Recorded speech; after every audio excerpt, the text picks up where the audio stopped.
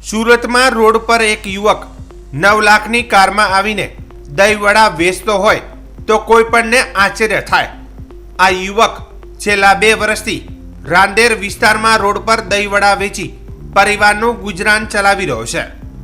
રત્ન કલાકાર તરીકે નોકરી કરતા સમયે હપ્તેથી કાર લીધી હતી, જોકે મંદીના કારણે નોકરી છૂટી જતા દહીંવડા વેચવાનું શરૂ કર્યું હતું।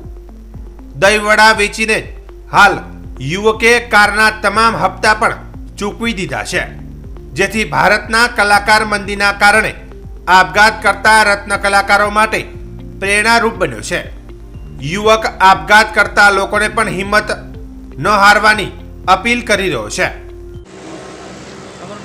સર, મારું નામ વિકી સોની છે। વિકીભાઈ, આપણે વડાનો ધંધો શરૂ કર્યો છે, ડાયમંડમાં મંદી હતી, એના પછી શું કારણો હતા?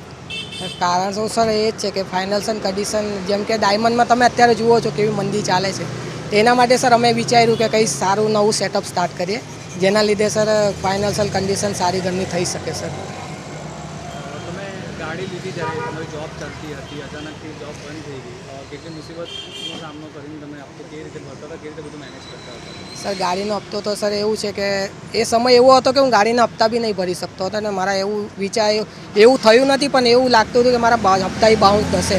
પણ એ સમય સિચ્યુએશન એવું નીકળી કે અમે કંઈ બહાર કંઈ નવું કરવાનું વિચાર્યું, ને આમાં મારી વાઈફે મને ફૂલ સપોર્ટ કર્યો, ને એના પછી અમે આ દહીંવડાનો ધંધો સ્ટાર્ટ કર્યો, ને આજે સર મારું સારું ચાલે છે, ને મારી ગાડીના હપ્તા બધા લોન આખી ક્લોઝ થઈ ગઈ છે। જે બી થયું છે સર આ દહીંવડાના બિઝનેસના લીધે જ થયું છે। સર, ઘણા બધા લોકો ડાયમંડમાં જોબ કરે છે, મંદીના કારણે સુસાઇડ કરે છે, શું કહેશો?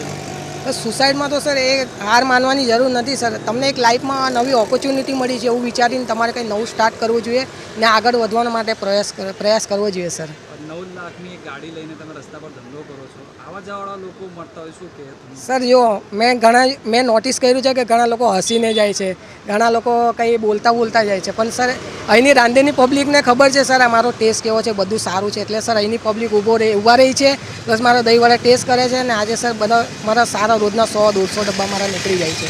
ડાયમંડની નોકરી તમે શરૂઆત કરી ત્યારે તમારી સેલેરી શું હતી અને છેલ્લી સેલેરી? ડાયમંડમાં મારા સર 25,000 પગાર હતો, પછી ક્યારેક મંદી આવી જાય તો 22,000, 20,000, 18,000 સુધી મળી રહી, પણ આજે સર મારા દહીંવડાના ધંધામાં હું 60,000 થી 70,000 રૂપિયા મહિને કમાઈ લઉં છું। સર,